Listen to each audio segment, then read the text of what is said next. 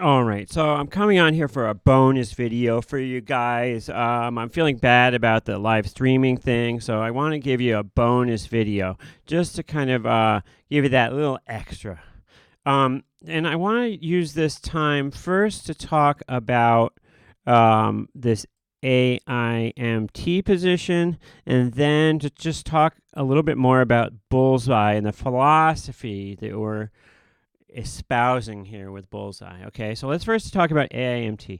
So AIMT, we made a little bit more progress today since we last talked about this, and this is one of these calendar spread plays, which some of you know that I've been kind of doing these calendar plays on some earnings cycles and whatnot, and the basic concept is a company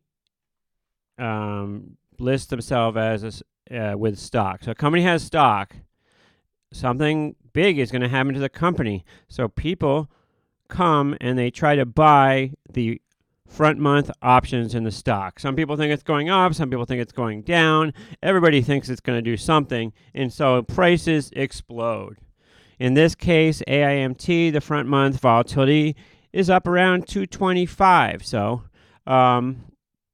people just want to buy this stuff no matter what. They're willing to pay through the roof to buy stuff. Also in AIMT, there are a significant amount of people who are buying put spreads. It's on the face of it, it's a bet that the stock is going to go lower. However, we don't know if they're buying this because they are hedging an even a larger position that is long the stock. So just on the face of it, there's a bearish play going on with this one, in the which comes in the form of people buying put spreads. They've been buying the SEP 17-15 put spread, and they've been buying this AUK 12-10 put spread. That was a couple days ago, but in general, people are just coming for this stuff, right? They want to buy these options. So what happens is the front month option prices go up, and so they're going to also, the market makers are also going to take up in price the back months, but the back months don't go up as much as the front month. And so you get a situation where the front month goes up so much that it almost goes up to the price of the next expiration cycle options. If you've got options that are, in a normal situation, you'd have options that expire in September. They're one price level. Options that expire the next month are another price level, et cetera, et cetera. In this case, the ones that expire in September have been so inflated that they get close to the October prices. In fact, they are so close that they're basically the same price as the October options. So for me, I can come in there and I don't know anything. Now, you guys already know I don't know anything. I don't know anything, but I do know that October's got to be worth more than September because you've got more time to play around with it. So what do? I buy the September and I sell. I buy October and I sell September. I buy the calendar spread. Usually the calendar spread might be worth let's say $1. Now it gets down to 25 cents, and so yesterday I saw this spread and it got down to 15 cents. I bought one spread for 14 cents and I bought another 9, paid 15 cents for this spread. Now, I don't have to know anything to know that the most that I can lose on a spread that I pay 15 cents for is 15 cents, $15 each time.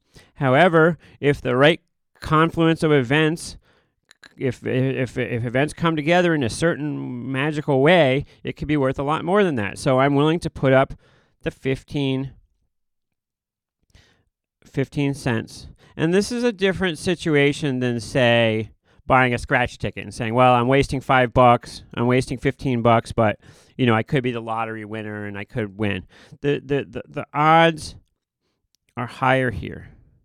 It's hard to exactly calculate the odds, but the one big difference is after the event, whatever happens, there is a very good chance that you can sell this back out for at least what you paid for it. So unlike a scratch ticket or something where you put money out and that money's gone, unless you're the big winner. In this case, we have a dynamic situation where, like, okay, we bought this. You could still trade. I could still trade out of it right now if I wanted to, et cetera, et cetera. So I bought this spread, paid 14 and 15 cents 10 times. It's the SEP-OCC spread. Okay, then I came this morning and I'm like, oh, let's look at what's going on here. I was actually thinking maybe I'll just try to get out of this trade just so that this whole account will just be based on that Bullseye strategy thing. It won't be confusing to people, the P&L. We'll isolate just the P&L for Bullseye thing. So maybe I'll just scratch out of this 10 trade, lose the commissions, but I'll just be focused on UVXY. So then I'm looking, and it's lining up. So this spread is actually offered at 5 cents. And one way I can tell that is it's showing me having lost money. Now I know the most I can lose if I bought 10 spreads for 15 cents is $150, right? So it's showing me losing like $200, which means that the SEP options are actually getting marked higher than the AUK. Now, even the most untrained market maker with the worst software is probably going to realize that you don't want to sell time spreads for credits, right? That's just free money no matter which way you look at it. So they're not going to make it so SEP is higher than AUK. However, it got down to the point where this spread was offered at 5 cents, so $5 each. Well, if I liked it for 15, I could love it for 5. So I put in some small orders, and I start getting filled on one lots, paying 5 cents for this spread. Now, once again, some event's going to happen, and the stock's going to go somewhere, but eventually SEP's going to come off the sheets, and you're just going to be long that October put. Now, even if the stock right now it's 20, even if it goes to 40, probably the 15 put is going to be worth 5 cents. But we don't. I love this trade for 5 cents, and I would buy a couple hundred if they let me. But so far they've only let me buy 7. Anyway. So there you have it. And I was thinking, how can I improve this position so that I'm thinking, well, if bad news comes out and this thing goes down, then this trade's going to be a winner for me because we'll be close to the 15 strike. And remember, if this gaps down to like 10, then essentially that 15 strike is synthetically being long out of the money calls, right? So if this goes to 10, you're synthetically, if you're long that 15 put, and the other put has synthetically basically turned into long stock, the one you're short.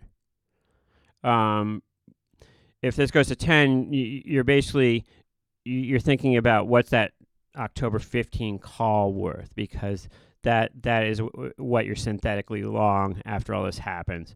And I'm thinking, well, it's got to be worth at least 5 cents, right? I mean, nobody's going to sell them for 5 cents. Let's put it that way. So I like this trade. And I know that I'll do well if bad news comes out and this gap's lower. However, if this gap's up at some certain point, these October 15 puts are not going to be worth hardly anything, and I might be lucky just to get out of them for like 10 cents or something. So probably if this gap's up, this has been a good risk reward to own these spreads, but it's probably going to amount to just a loser. So if I know that I'll make money if I go to the downside, but I'll make money if it goes lower, but I'll slightly lose money if it goes higher, that means that essentially I'm short deltas in this thing, because if it goes up, my spreads aren't going to work. If it goes down, I'll make money. So I'm like, in my mind, this position is like a short delta position. So how can I fix that? Well, I could get some long deltas against it, and that would kind of even me out. So I looked out there and I saw in September, we know September volatility is cranked to the moon. So I sold one. And I know these numbers are small change, and I know a lot of you guys are big traders, and $100 or $1,000 isn't a big deal to you. But this is the concepts we're talking about. I mean, this could be replicated on larger size and different positions. Okay, so right now I have 17 of these counter spreads I'm long. I sold one of the September 15-10 put spreads against it. So essentially, I'm collecting $120. That pretty much will finance, like at least half of these calendar spreads in itself. So, and it gives me a slightly long delta on the sheets. My delta here shows long, like 10 deltas.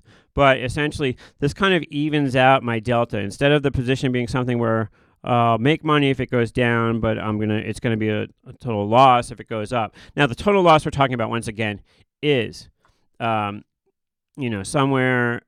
around $200. So it's a small position. However, I just sold $120 worth of downside against it. So, so now it's a little bit more balanced of a position.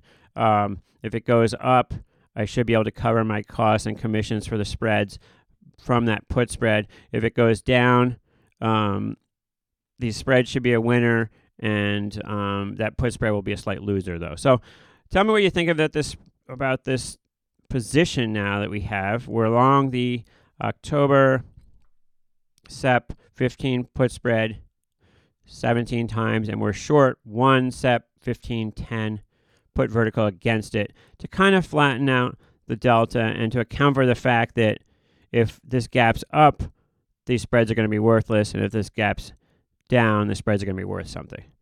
All right, now I want to go to the second part of the video,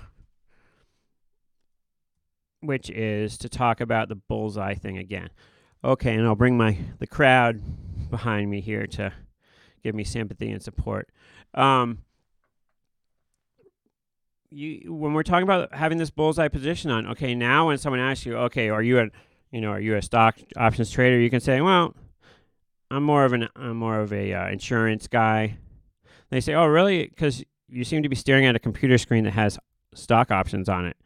You say, yeah, well, I'm kind of a insurance guy, sell insurance in the stock market, and it's almost as if you can kind of isolate this and just think of this as like, well, instead of taking my $3,000 and buying a lemonade stand out in front of my house, I took the $3,000 and I have this business that generates income every week in the form of the premium on one call that I collect every week.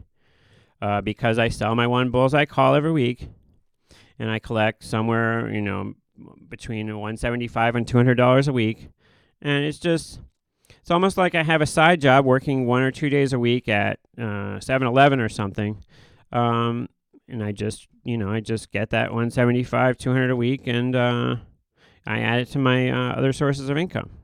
And so when people say, well, and you're not. No longer are you speculating on the VIX or trying to time stuff or looking at charts of stocks and stuff like that. No, you have an insurance business in the stock market. You have an insurance business. You sell insurance. It's not an exciting business. It's probably boring to the average person. But every week you sell your call and you move on with your life. It's boring, but it just adds to your income a little bit. Maybe, instead of $3,000, you've got $30,000, and you're collecting $1,700 a week. And it's $1,700 a week, but it's just it's a business like anything else, and you just come in every week, you sell your calls, and you just you go on to do other stuff. You have other interests. Maybe you're interested in practicing guitar. Maybe you like interior design, or you like going to museums, or maybe you just like to go to the gym and work out in your spare time. But you spend, 15-20 minutes a week just executing, selling your one call, and maybe rolling that other call or closing it out on a Friday. So you spend 15 minutes on a Monday and 15 minutes on a Friday. you collect your, I mean, if you've got 30,000, you collect your, your 1,700, $2,000 a week, and you have other activities. So when someone says, "Oh, are you a speculator? Are you gambling on the stock market?" You say, not really. I just kind of sell insurance. And if they ask you, "Oh, really? Wow, what's that all about? I see you're doing really well." You say, "Well, if you need some more explanation, I could tell you about it, but it's probably better if I just send you to Famous Dave." And then, those people will be watching too and leaving comments and stuff. So that's kind of the way I see the Bullseye thing. It's no big deal. It's nothing really exciting or anything. It's just you're just making money. You're providing for your family and whatnot, and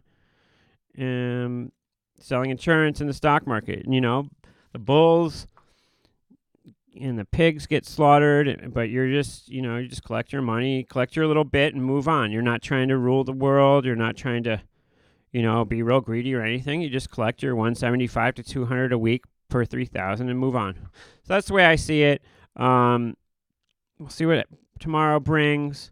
I will be either closing out or rolling that call tomorrow.